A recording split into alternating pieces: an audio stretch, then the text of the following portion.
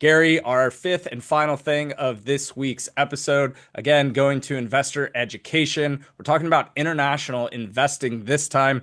Gary, you make it clear you're not against it, but we also think that those investing internationally need to understand exposure. So, Gary, I'm going to turn thing number five into a question. What are some factors to consider when investing internationally? Well, Rob, let's go through these things one at a time. And you're right. I'm not against international investing. I'm not against investing outside the United States. But people should be aware of the risks that they're taking. One of the key ones is when I invest here in the US, chances are I know the companies pretty well, right? Like you see them in the mall or you use their products or you see their advertising. You have a sense of what's going on at that company. But, if I were to mention three or four big companies in Vietnam or in the Philippines, would you know them? No, most of us wouldn't.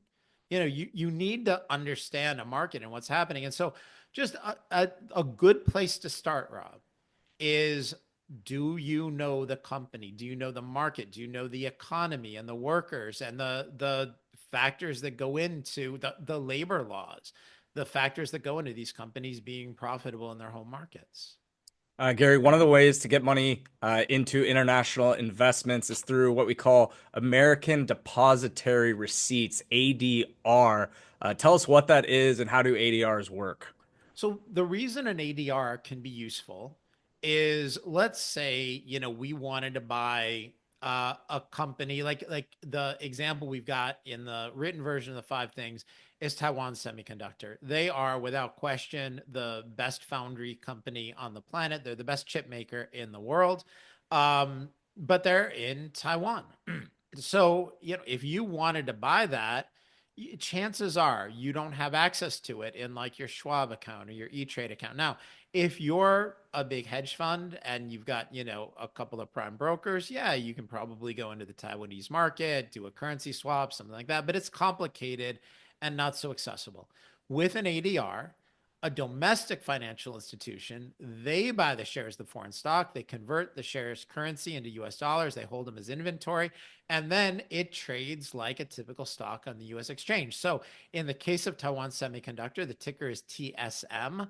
If you buy TSM, you're not actually buying the shares of Taiwan Semiconductor in Taiwan. You're making a deal with a local-ish bank, an American bank, to buy exposure to Taiwan Semiconductor stock. It's not exactly the same thing, but it makes the mechanics of making those purchases easier. Gary, talking about risks now and just understanding what you're getting yourself into, what would you say are some of the most common risks that are associated with international investing? Well, let's talk about two of them, Rob. A big one is currency risk. And this is something, Tony Nash was talking about earlier.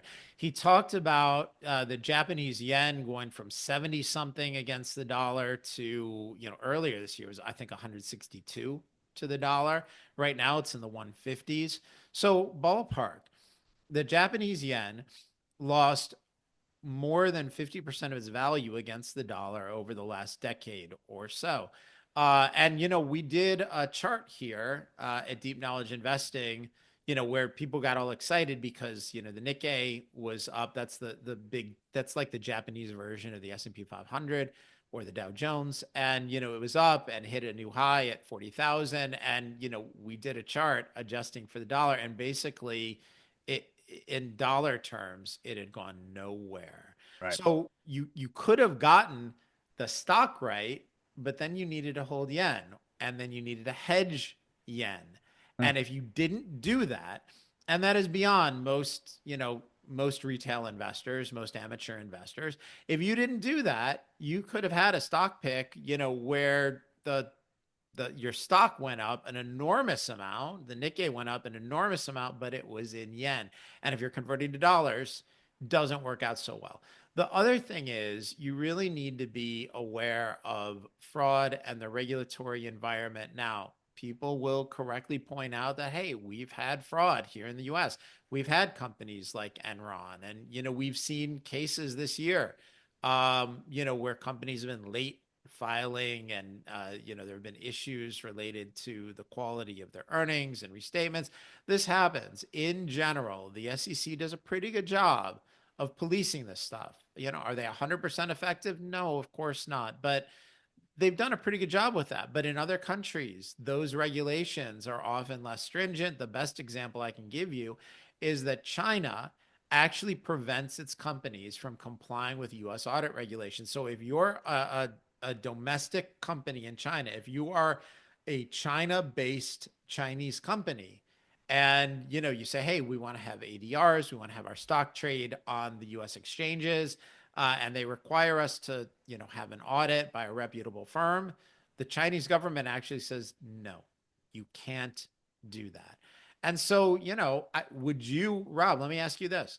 Would you invest in a company if you knew that they were prohibited from having a credible audit, that you just had to believe their numbers because everybody tells the truth all the time? Would you do that?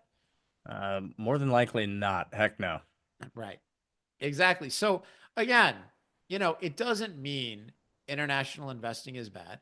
It means you're taking on different risks that you're not aware of. And a lot of times people don't even think about currency risk, and they're not in a position to set up currency swaps. And it's not that these things can't be done. And I encourage people who are interested in it, go read, learn, figure it out. It is a solvable problem, but it's not the kind of thing that you're not going to get that on a Reddit message board, and it's not something that comes up in discussions of meme stocks.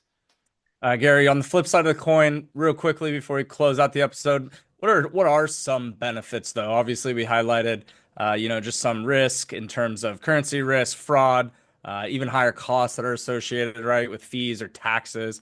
What are at least some benefits to potential international investing? Well, first of all, you have access to a wider variety of companies. Every great company on the planet is not necessarily an American company. There are fantastic companies in other parts of the world. You can get exposure to parts of the world that are growing. There's been a lot of talk about economic malaise. Europe is pretty much in free fall. Tony Nash was talking earlier in the show about issues in Europe. France their economy is not in good shape. Germany is their manufacturing industry. German manufacturing used to be the country's strength, in particular their automotive industry. That's all in free fall right now. They have bad energy policies. But there are Asian companies where the opposite is happening, where those are economies that are growing really quickly. There are some really good companies in some of those places. Potentially, you can get higher growth in some of those places. There are a lot of really good Indian companies, and that market, that economy is starting to industrialize and growing really quickly. So there are lots of good reasons why you might like those companies or those different exposures, or just those returns. Again, the US has most of the mega cap companies in the world, but it doesn't mean that there aren't some excellent companies out of the US. And with the US market trading at record levels, there's nothing wrong with looking for bargains in other markets. That concludes this week's episode of the Five Things. Again, a milestone issue, the Bitcoin to 100,000 issue. I want to thank our guest, Tony Nash. Just to highlight Tony one more time, you can follow him on X at Tony Nash Nerd. That's it. That's his handle, That's his not choice. mine. So yeah, but I love it. Or you can check out his company, Complete Intelligence, at completeintel.com. Really thank Tony for being a part of the show. And as always, Alex, thank you for contributing, being a key member of the team, and everything you do for the Five Things. Gary, I'll turn it over to you for final thoughts. Well, first of all, Rob, I always like to take this time to thank our viewers. The channel's continued to grow, and we've gotten some really good questions from them over the last few weeks.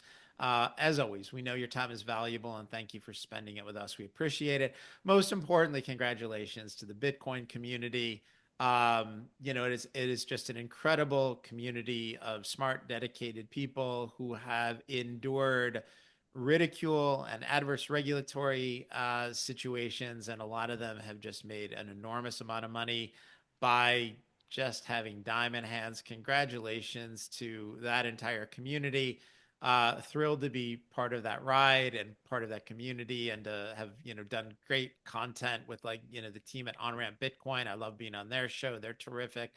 And then finally, somebody please just check on Peter Schiff. I own gold. I like Peter's work on gold. I just, I hope he's okay. Somebody check on him and make sure, because I want to keep reading his work on gold. Thanks, everyone.